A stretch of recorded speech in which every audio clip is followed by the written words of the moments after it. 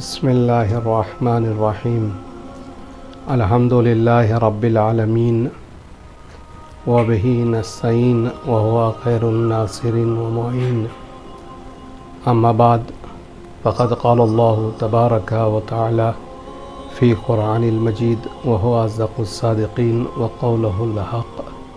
बिस्मिल्लाहिर्रहमानिर्रहीम या अय्युहल्लज़ीना आमनू कुतिबा अलैकुमुस्सियाम कमा कुतिबा अलल्लज़ीना मिन क़ब्लिकुम लअल्लकुम तत्तक़ून।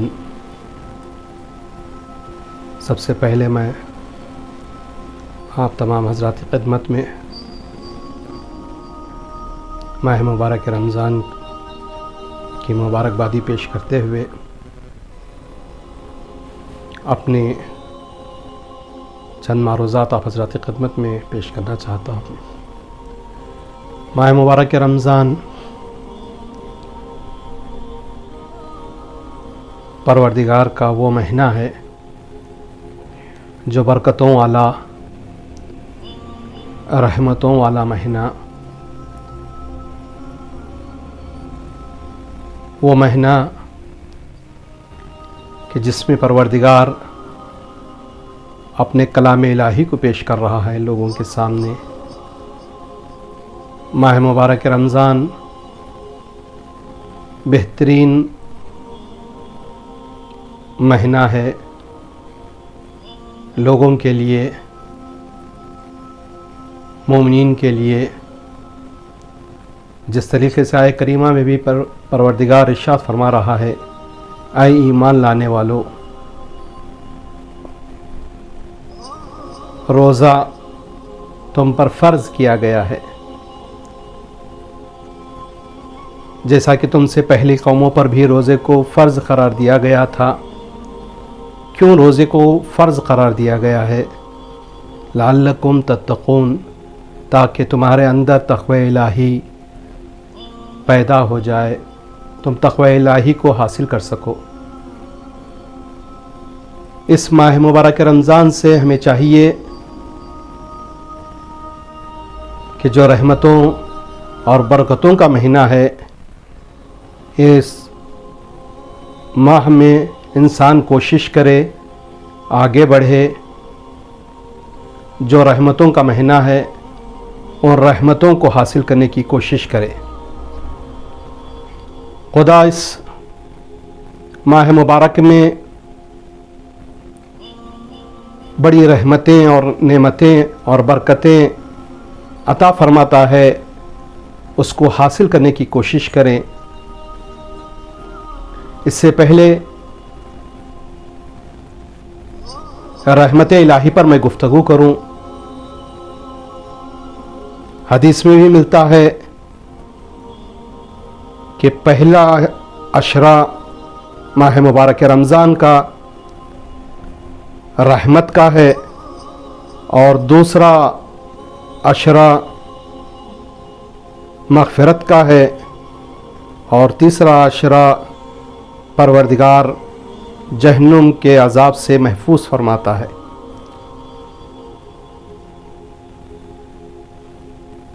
खुदा इस कायनात में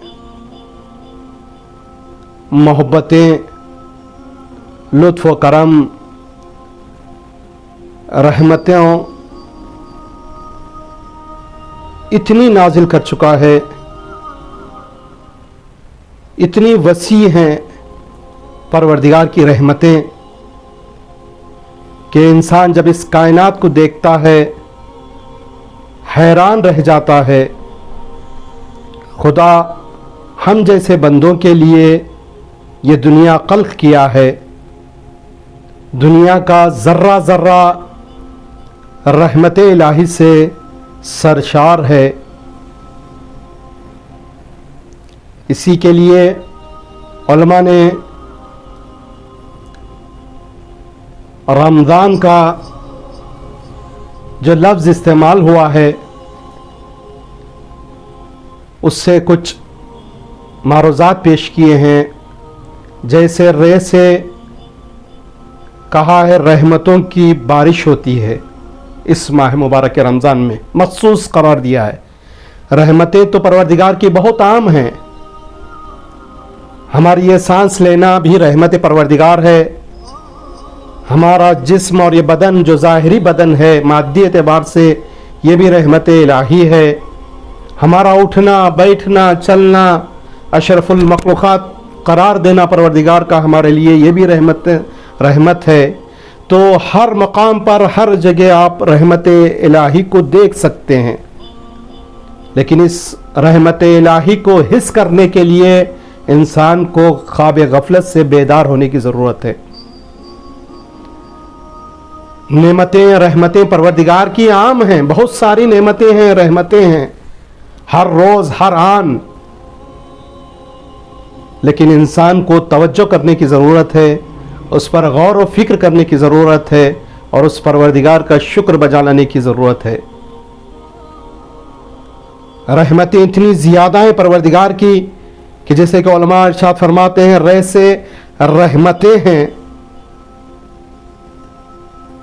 और मीम से मग़फ़िरत करार दिया गया है और ज़ात से ज़मानत करार दी गई है। अलीफ से अमनियत है रोज़ेदारों के लिए और नून से मोमिनीन के दिलों में एक नूर पैदा होता है माह मुबारक रमज़ान में, जो उसके आज़ा व जवारे से वो नूर झलकने लगता है, आश्कार होने लगता है। हमें चाहिए कि इस माह मुबारक रमज़ान में, जो माह मुबारक रमज़ान परवरदिगार का महीना है, ज़ियाफ़त इलाही का महीना है, मेहमानी परवरदिगार में हम जा रहे हैं। जब हम किसी मेहमानी में जाते हैं तो किस तरीक़े से आमदा होकर जाते हैं, किस तरीक़े से तैयार होकर जाते हैं। हमें चाहिए कि उसी एक आम इंसान की दावत पर लब्बैक कहकर इस तरीक़े से आमदा होकर जाते हैं कि अपना बदन भी साफ़ रखते हैं, अपना लिबास भी साफ़ करके जाते हैं और खुशहाली के साथ दाखिल होते हैं। लेकिन ये परवरदिगार का महीना है और परवरदिगार के यहाँ मेहमान बनकर जा रहे हैं, तो हमें कैसे तैयार होना चाहिए। और ये ज़ियाफ़त इलाही आम है, हर एक के लिए दावत है। कोई भी इस मेहमानी परवरदिगार में दाखिल हो जाए, उसके लिए रहमतें ही रहमतें हैं, बरकतें ही बरकतें हैं। लेकिन ज़रूरी है कि हम जब दाखिल हो रहे हैं तो अपने जिस्मों को भी पाक करें, अपने क़ुलूब को भी पाक करें और अपने मानवियात को जितना हो सके इंसान बढ़ाए, ताकि परवरदिगार की जो रहमतें हैं तुम पर नाजिल हो सके। इसलिए कि एक परवरदिगार की रहमत आम है, जिसे उलमा मिसाल भी पेश करते हैं, बारिश रहमत आम है। जब बारिश बरसती है तो ये नहीं देखती कि ये किसका मकान है, ये किसका घर है, ये किसका मोहल्ला है, ये किसका बाग है, या किसका दरख्त है, ये नहीं देखती है। बारिश हर जगह हर वक्त हमेशा जो है बारिश नाजिल होने लगती है। क्यों? इसलिए कि रहमत इलाही आम है। हमें भी चाहिए इस माह मुबारक रमज़ान में अपने दिलों को वसी करना चाहिए। इतना वसी करें, इतना दिल को बढ़ाएं कि जो अपने रिश्तेदार हैं, अहबाब हैं, दोस्त हैं, इन तमाम के जो दिलों में कुदरत रखे हुए हैं, उन तमाम को माफ़ फरमाएं। अगर माफ़ नहीं किया दिल से, तो वो तुम्हें कहाँ माफ़ कर सकते हैं। इंशाअल्लाह इस पर गुफ्तगू करूँगा। क़ब्ल इसके कि हम माह मुबारक रमज़ान में मेहमानी परवरदिगार में जा रहे हैं, जब सुफ़रे में बैठने के लिए जा रहे हैं अल्लाह के यहाँ, जहाँ नेमतें हैं, रहमतें हैं, बरकतें हैं, और हमारा दुश्मन जो हमारा सबसे बड़ा खुला हुआ दुश्मन है अल्लाह की जानिब से, वो है शैतान, जिसको अल्लाह ने इस माह मुबारक रमज़ान में क़ैद कर रखा है। जब शैतान भी हमारा दुश्मन क़ैद हो चुका है तो हम आज़ाद हैं। अब कोई ये ना कहे कि हमें शैतान उकसा रहा था, वसवसा कर रहा था। शैतान को तो अल्लाह ने बंद कर दिया है और अल्लाह आवाज़ दे रहा है, ऐ मेरे मेहमानों, तुम्हारे लिए मैंने आसमान के दरवाजे खोल दिए। तुम्हारे लिए मैंने रहमतों के दरवाजे खोल दिए हैं, बहिश्त के दरवाजे खोल दिए हैं और जहन्नुम के दरवाज़ों को बंद कर दिया है। अभी बेहतरीन मौका है कि तुम जब मेरी मेहमानी पर आए हो तो इस पर कायम रहो। जो कुछ तुमने मेरे सुफ्रे से हासिल किया है उसको बाकी रखो। परवरदिगार आवाज़ दे रहा है, अपने बंदों को पुकार कर कह रहा है, ऐ मेरे बंदो आ जाओ, तुम्हारे लिए कामयाबी इसी में है कि जो मेरी तरफ आएगा मैं उसे माफ़ कर दूंगा, जो मेरी बारगाह में आ जाएगा मैं उसकी तौबा को कबूल कर लूँगा। और इस माह मुबारक रमज़ान से बेहतर कोई और महीना नहीं हो सकता कि इंसान के मग़फ़िरत के लिए, अपने गुनाहों के तौबा के लिए बेहतरीन वक्त है। जिस माह मुबारक रमज़ान में इंसान का सोना भी इबादत, सांस लेना भी इबादत। अल्लाह अकबर। इस माह मुबारक रमज़ान से फ़ायदा उठाएं। बिरादरान व ख़ाहिरान से ख्वाहिश है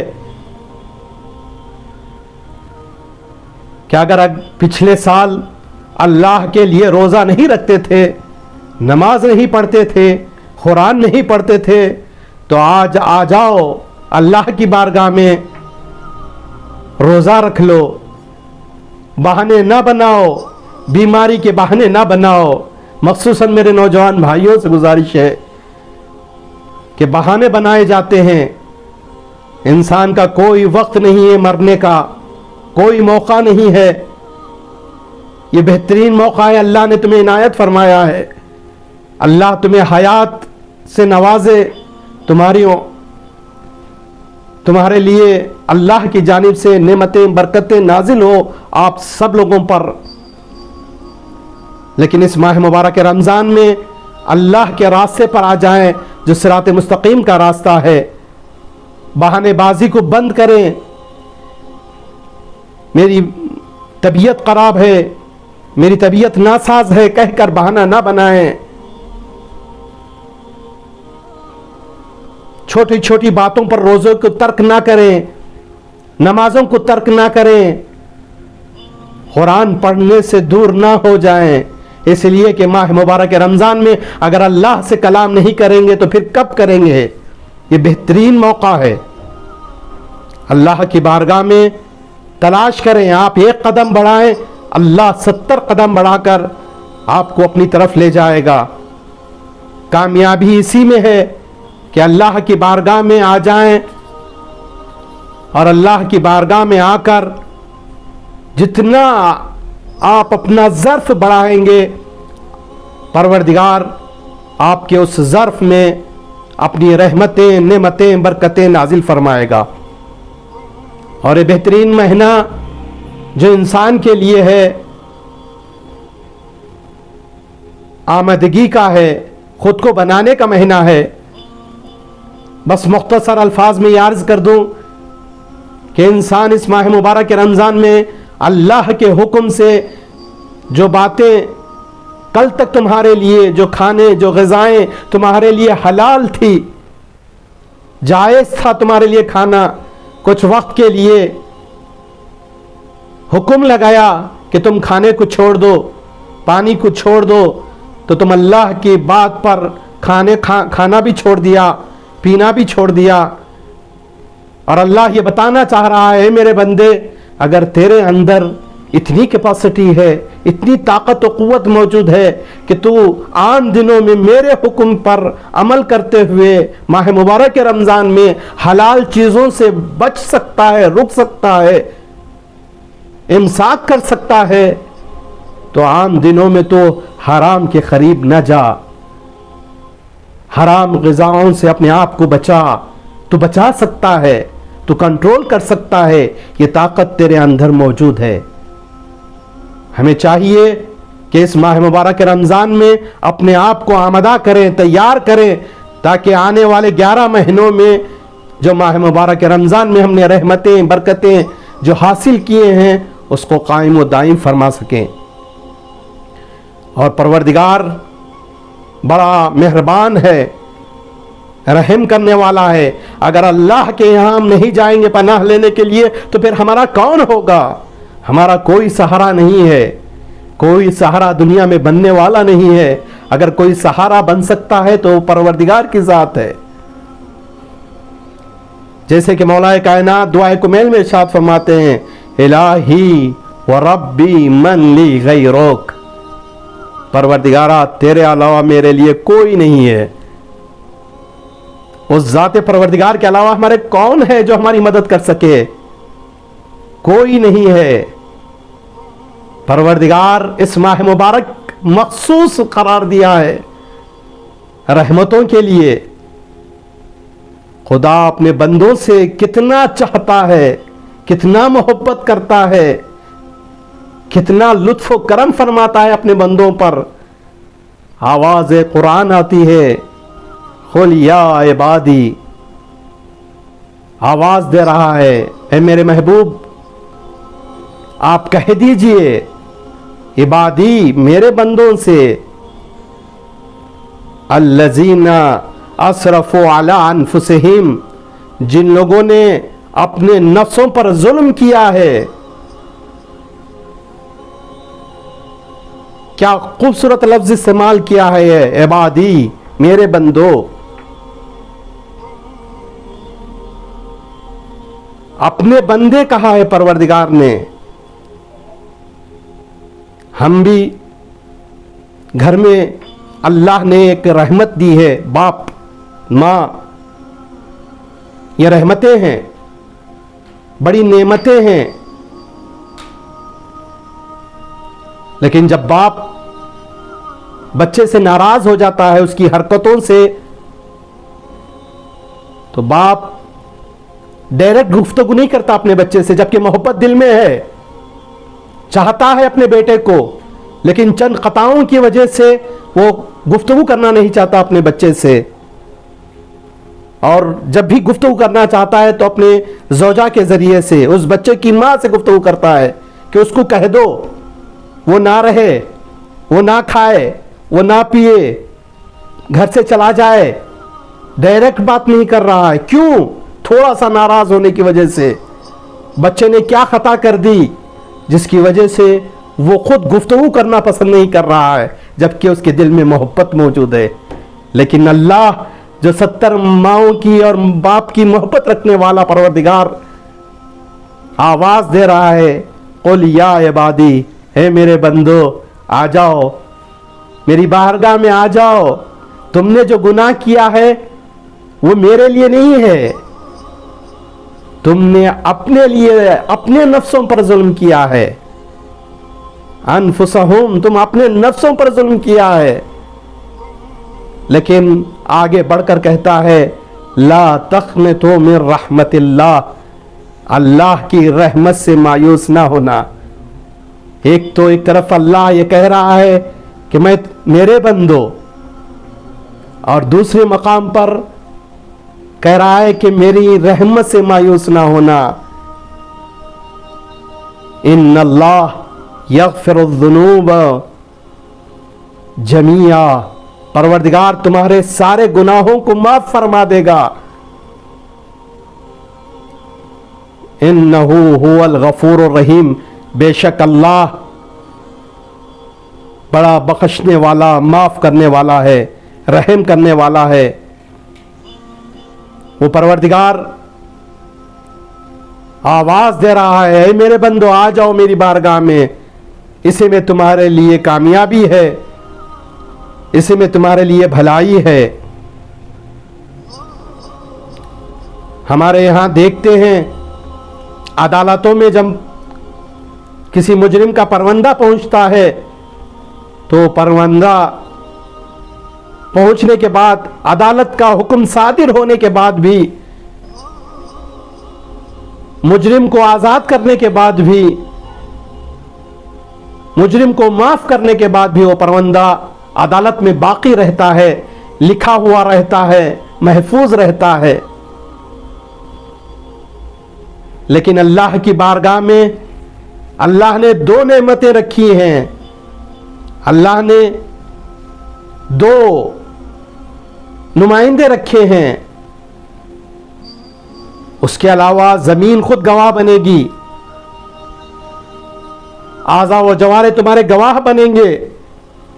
लेकिन इसके बावजूद भी परवरदिगार अपने बंदों से कह रहा है, मेरे बंदे आजा, मैं इन तमाम लोगों जो गवाह बन चुके हैं, तेरे गुनाहों के शाहिद बन चुके हैं, उन तमाम गुनाहों को मैं माफ कर दूंगा, मिटा दूंगा। सिर्फ इतना ही नहीं, मिटा दूंगा, बल्कि बदी की जगह पर तुमने खता की है, खताओं की जगह पर मैं अच्छाइयां लिख दूंगा। अल्लाह अकबर। आ जाए इस माह मुबारक के रमजान में अल्लाह के खास बंदे बनकर उस रहमत उज़मा जो रहमत परवरदिगार की जानिब से नाजिल हो रही हैं, उसको हासिल करने की कोशिश करें। बस आखिर में ये बात अर्ज करके तमाम करता हूं, आप जितना ज़र्फ बढ़ाएंगे, खुदा रहमतें तुम्हारे ज़र्फों में वैसे ही अता फरमाएगा। कहने वाले कहते भी हैं, आए आसमानों तुम ज़मीन वालों पर रहम करो, आसमान वाला तुम पर रहम फरमाएगा। दुनिया में सबसे बड़ी ताकत और कुव्वत वाली चीजें जो हैं वो दो ही हैं, जिसके कोई हद और हुदूद नहीं है। एक इल्म है जिसकी कोई सरहद नहीं है, कोई हद मुअय्यन नहीं कर सकता है, लामहदूद इल्म के लिए। जो जमीन वसी है, इतनी वसी कि उसके लिए कोई हद मुअय्यन नहीं की गई है, आप जितना हासिल करेंगे फिर भी कम है। और दूसरी चीज है रहमत परवरदिगार, इतनी वसी है रहमत परवरदिगार जिसका कोई अंदाजा नहीं कर सकता। हदीसों में है कि सिर्फ इस दुनिया में एक हिस्सा अल्लाह ने अता किया है तो मां बच्चे को गिरने नहीं देती है। इस दुनिया में जहां पर भी आप रहमतें देख रहे हैं, हर चीज में